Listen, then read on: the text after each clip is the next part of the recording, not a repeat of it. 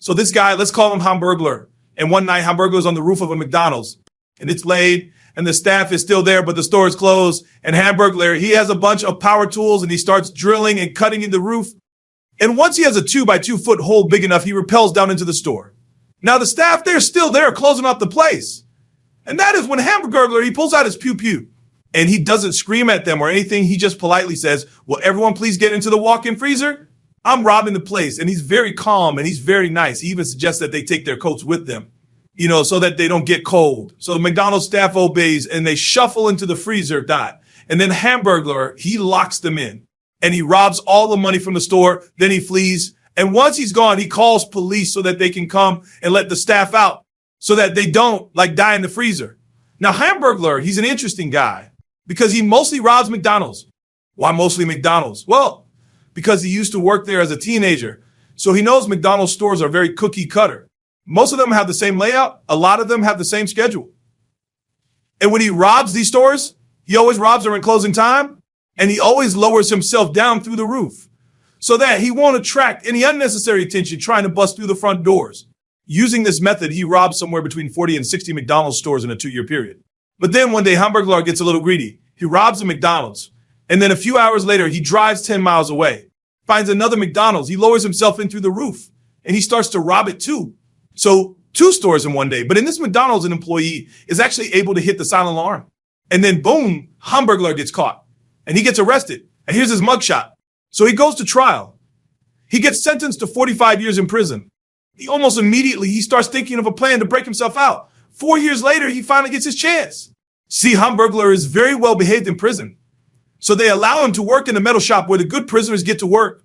And while he's there, he secretly uses all their tools to make a fake undercarriage. And he fastens it to an actual undercarriage of a delivery truck. Then he hides in it as that delivery truck is leaving the prison. And this allows him to escape. So now he's on the run. But unfortunately for him, he's got nowhere to stay. So he breaks into a local Toys R Us at night and he stays there. He finds a little cubby hole way behind the bike rack where he can make a little camp and hide and sleep at night. And every night during closing hours, he comes out and he gets exercise by riding bikes up and down the aisles. He just survives by eating baby food off the shelves. And he knows where all the security cameras are. So he knows how to avoid them and not get caught. So he just lives here in this Toys R Us comfortably for several months. Meanwhile, he starts a sort of normal life out in the community. He joins a local church and he's very active in it. In fact, while he's at this church, he meets a really nice woman, this woman, Lee. And Lee's a nice single mother with 3 kids. And Lee likes Humburglar. So they start dating. Now, obviously, he doesn't tell her he's an escaped convict who's living in a nearby Toys R Us. Instead, he tells her he works for the government and that he can't tell her much about his job or his background because he says he has special security clearance and lives in a secret government building. And Lee's just all right, cool. Because she likes Humburglar. I mean, she's a single mother and he's really good with her 3 kids. He's always hanging out with them and bringing them new toys, which he stole from Toys R Us, but whatever. This whole thing, it goes on for several months. But then as time passes, it starts to get into the Christmas season. And Humburglar decides his Toys R Us is getting way too much foot traffic for him to keep staying there, hiding out in his little cubby hole behind the bike rack.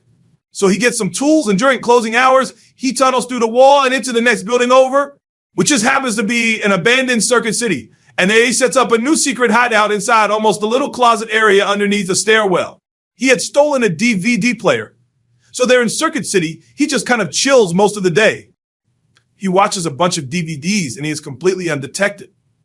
Until as the holiday season ramps up, Humburglar knows Toys R Us is about to make a ton of money. So he decides he's going to rob them. So he waits until the day after Christmas. And when the store is finally closed and the employees, they're still there, closing up and counting the money, the Humburglar gets a pew-pew that he had stolen. He sneaks into the Toys R Us through the tunnel he had made.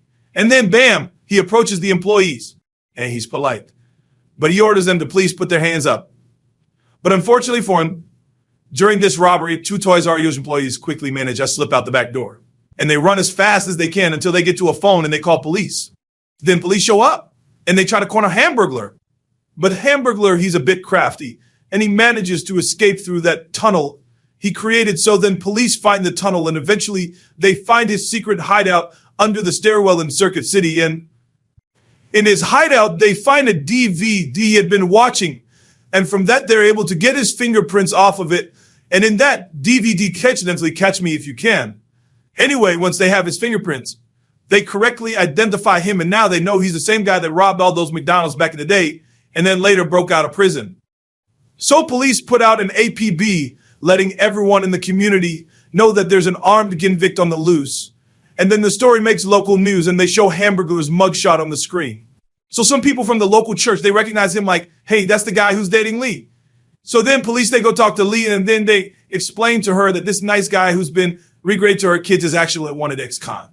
Now Lee is sad, devastated and all, but she agrees to help. And then after they plan a whole setup, Lee calls Humburglar and she invites him over to her 40th birthday party and Humburglar shows up to see her. But instead of a birthday party, he finds the police waiting for him. Won't they arrest him again? And now he's back in prison. So guys, that was our story today. Follow for more crazy stories. And like if you were hooked, then drop a comment with your thoughts on Humburglar's escapades.